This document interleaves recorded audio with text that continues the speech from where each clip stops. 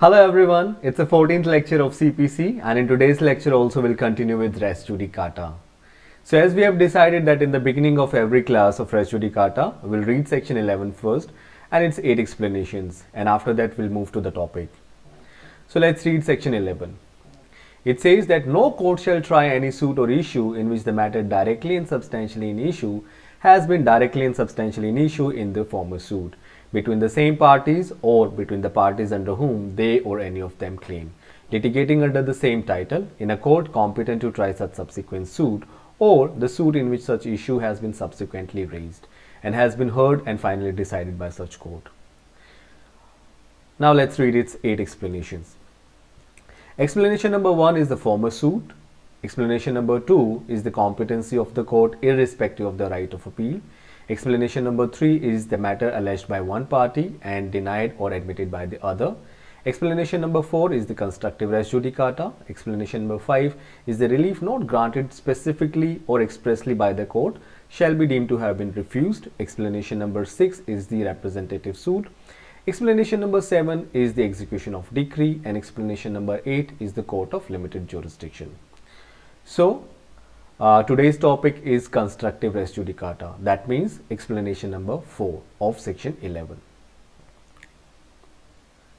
So now let's read explanation number 4 of section 11. It starts with the word that any matter which might and ought to have been made a ground of defense or attack in such former suit shall be deemed to have been a matter directly and substantially in issue in such suit.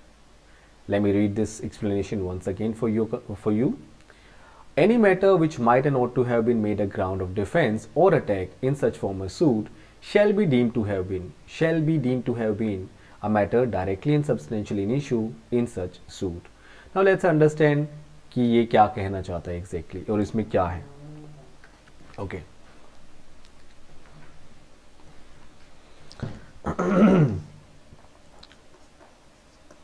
Constructive res judicata.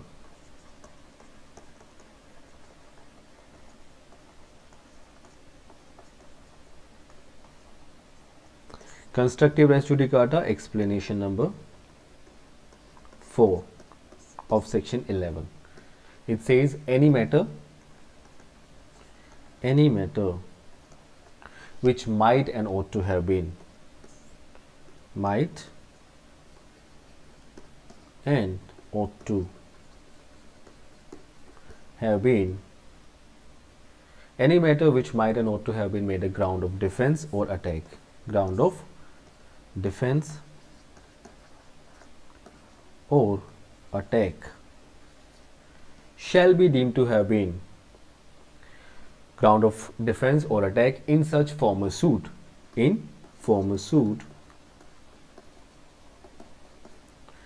shall be deemed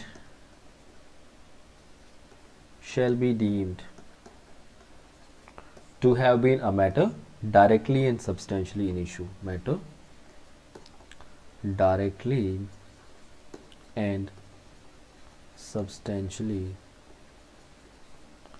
in issue in such suit. Such suit means former suit,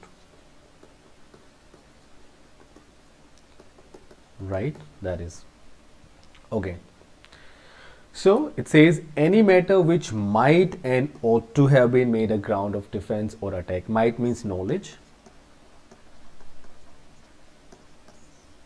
and ought to means duty, right? Any matter which might and ought to have been made a ground of defense or attack. Ground of defense is taken by the other party, that is the respondent or the defendant in a suit, and the ground of attack is taken by the plaintiff, right? So, which might and ought to have been made a ground of defense or attack in such former suit shall be deemed means there is a legal fiction.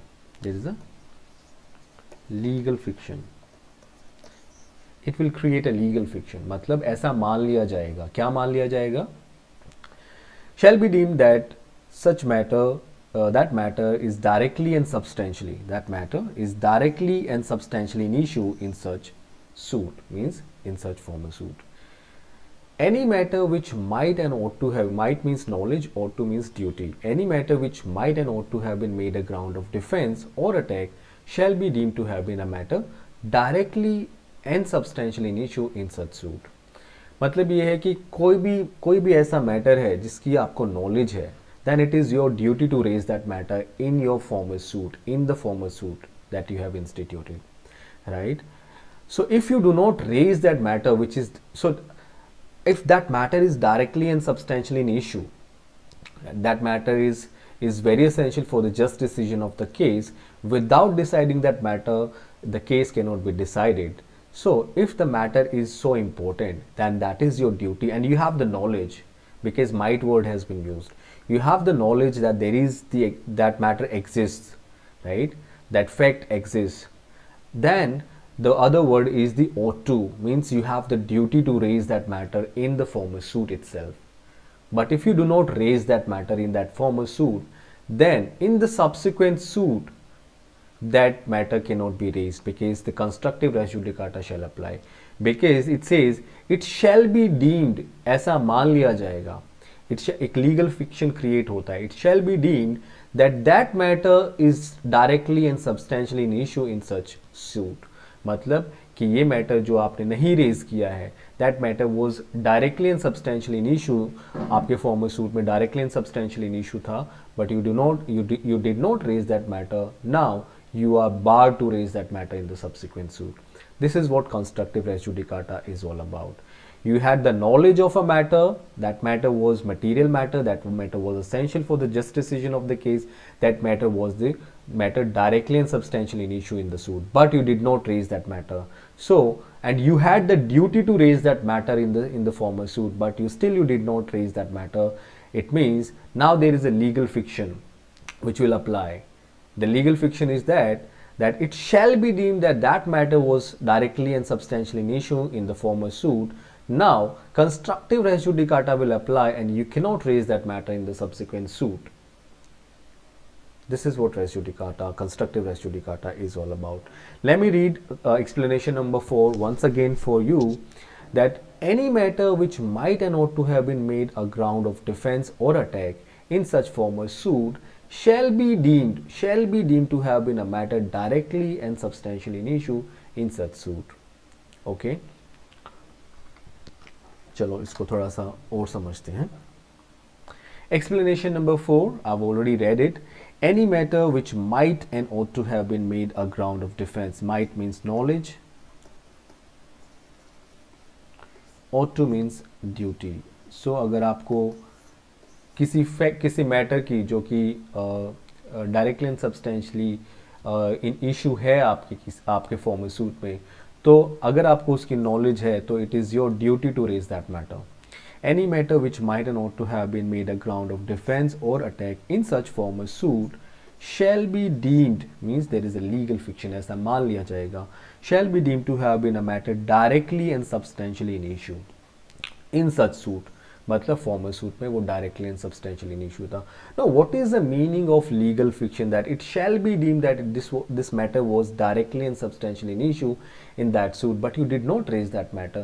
It means that it shall be deemed that that matter has been heard and finally decided by the former suit. In that suit, that matter has already been heard and finally decided, even though you have not raised that matter. This legal fiction will be created by the subsequent suit applying the constructive res judicata under explanation number 4 of section 11. Okay, that matter as it was as it was directly and substantially an issue, but you did not raise that matter, it shall be deemed that it has been heard and finally decided by that court. ऐसा मान लिया जाएगा कि former suit में उस matter को finally heard and finally decide कर लिया गया है, मतलब उसको सुन लिया गया है और उसको डिसाइड कर लिया गया है. Now you are restrained to raise that issue in the subsequent suit, right? So this is what section 11's fourth explanation. So let's take an example and understand this और अच्छे से. Now after the death of F, now this is the same example that we have done in the previous class, right? Through this example, will understand the constructive res judicata as well. You will remember this. You must remember this. After the death of F, Fs, the son of F, files a suit against A for the recovery of possession of a house. Fs says, being a legal heir of F, he has got this house in succession and he is the only owner of this house. A claims the possession of this house as he had purchased it from F. A also contends in the suit that Fs had a quarrel with his father F, and that's why F had sold this house to him.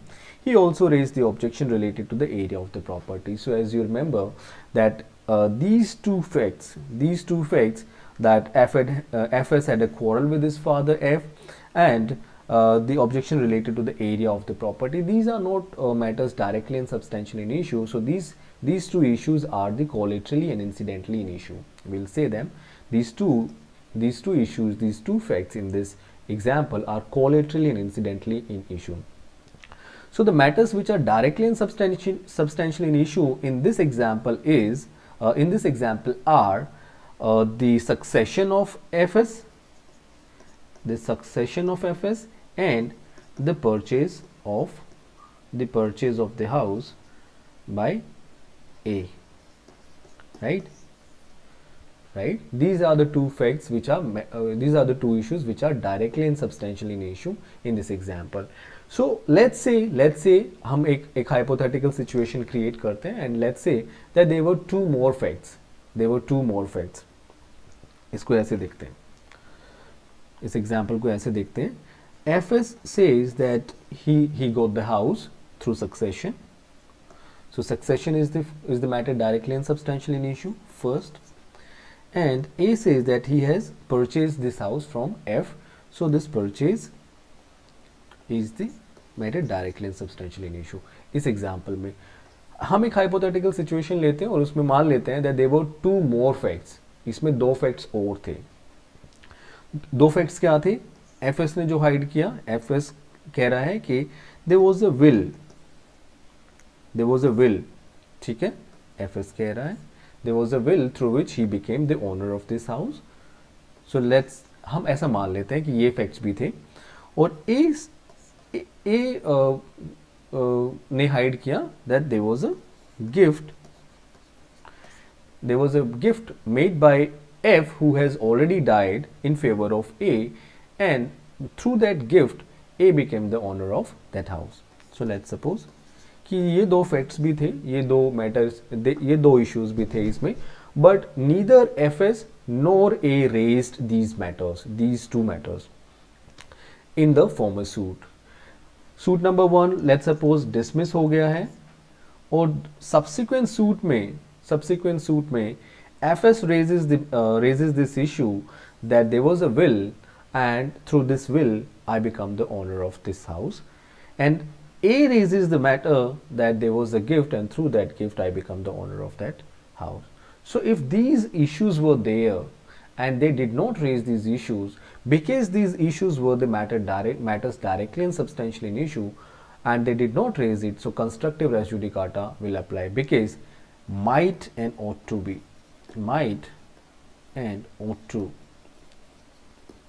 means knowledge थी Fs को कि there was a will, knowledge थी A को that there was a gift, then it is the ought to means duty, then it was the duty of Fs to raise this issue of will and it was the duty of A to raise the issue of gift in the former suit itself, पहले वाले suit के अंदर ही.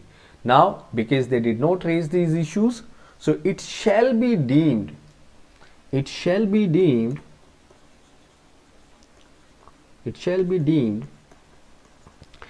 these two issues which were matters directly and substantially in issue, it shall be deemed that these issues were the matters directly and substantially in issue in such suit, कि ये जो issues थे directly and substantially in issue थे. तो इसमें एक और legal fiction है. It shall be deemed that these two issues have been heard and finally decided by the former court. or in the former suit. ठीक है, ऐसा मान लिया जाएगा कि ये जो दो इश्यूज हैं, in these two issues have been heard and finally decided, तो इनको सुन भी लिया गया है और इनको डिसाइड भी कर दिया गया है.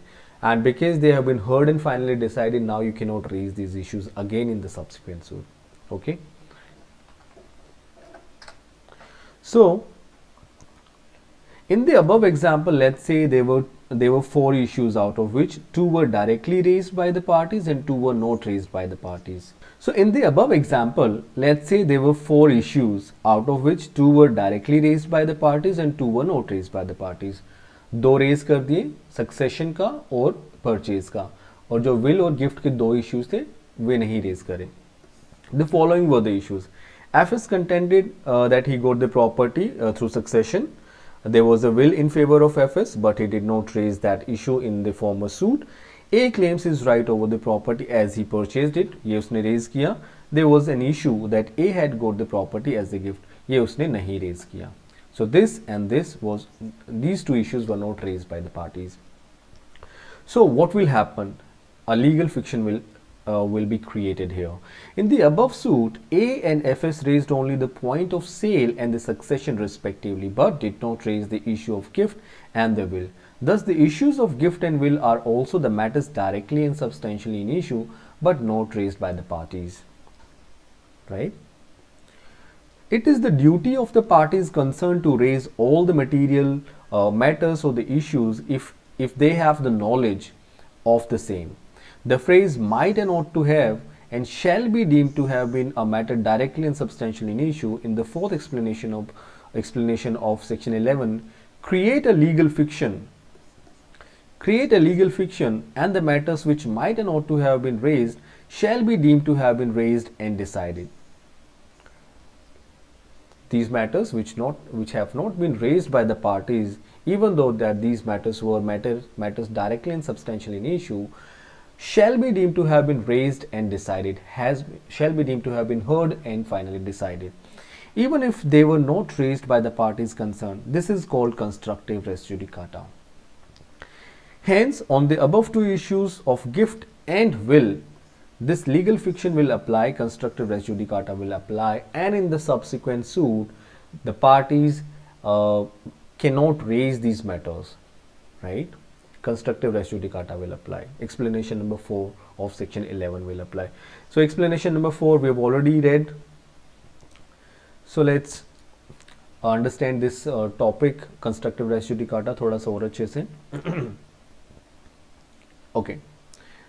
If the matter was directly and substantially an issue in the former suit, that is, it was essential for the just decision of the case, right? Matter directly and substantially in issue का क्या मतलब होता है? That this matter is essential for the just decision of the case.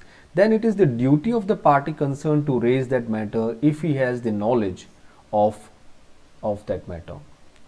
This is what called the party might and ought to have raised that matter. Here, might is used for knowledge and ought is used for duty. Okay. I've already explained these things to you. If the matter was not raised, even though it was directly and substantially an issue, then it shall be deemed as if the matter has been heard and finally decided by the court in the former suit. Right? You had the knowledge of the matter which was directly and substantially an issue, but you did not raise. Right? So it was your duty to raise that matter in the former suit itself. Because you did not raise that matter, so because of the legal fiction, it shall be deemed that that matter has been heard and finally decided by the former suit, by the former court in the former suit itself. Now you cannot raise that matter. And in the subsequent suit, the same matter, if raised, it will amount to constructive res judicata, and that matter shall not be allowed to be raised again. Right? Bar lag jayega. If a matter was directly and substantially an issue and was raised and decided, then direct res judicata will apply. Obviously, res judicata, how res judicata applies? There was a matter directly and substantially an issue, and in the subsequent suit, you raised that matter in the former suit, right? There was a matter directly and substantially an issue. You raised that matter in the former suit, and that was decided. That was heard and finally decided. That was heard and finally decided by the former suit, by the former court in the former suit. Now, when it was heard and finally decided, you again raise the same matter in the subsequent suit. So the direct res judicata will apply. But there was a matter which was directly and substantially in issue in the former suit, but you did not raise that matter. In that case, what will happen? Constructive res judicata will apply if you will raise that matter in the subsequent suit. Right? यही यहाँ पे लिखा हुआ है that if a matter was directly and substantially in issue and was raised and decided, then direct res judicata will apply. However, if the matter directly and substantially in issue was not raised, though it was within the knowledge of the party, in such a case the matter shall be deemed to have been heard and finally decided, and the principle of constructive res judicata will apply upon such matters. Right? Okay. So there is an important note here. There's an important note here. It says that res judicata will apply upon matter in issue only and not on relief. Res judicata applies only upon the matter in issue and it does not apply on relief. ठीक है, इस पे एक question बनता है, does res judicata apply upon relief? इसका मतलब ये है, I'll explain it in the upcoming classes, but थोड़ा सा अभी आपको बता देता हूँ that a party sought some relief from the court in suit number 1, and this suit was dismissed or it was granted, the decree was granted, and in the subsequent suit the party with the same matter in issue, with the same title, with the same parties and everything, but in the subsequent suit the party sought another relief from the court. So in that case, will res judicata apply? The answer is no, because the res judicata does not apply upon relief. If the relief is different, then the res judicata will not apply. Right? So this is what I've written here. The matter in issue was also same. No, the matter in issue must not be same, because if the matter in issue will be same, so the relief will also be same. So if the other things are there and the relief is different, so the res judicata will not apply, because res judicata does not apply upon relief. Okay. So I believe आपको constructive res judicata समझ में आया होगा, and in the next class we'll take some examples, some model answers, and through those examples एक तरीके से हम answer writing की प्रैक्टिस करेंगे नेक्स्ट क्लास में, एंड कंस्ट्रक्टिव रेस जुडिकाटा के भी कुछ क्वेश्चंस लेंगे और डायरेक्ट रेस जुडिकाटा के भी कुछ क्वेश्चंस लेंगे और हम आंसर राइटिंग की प्रैक्टिस करेंगे.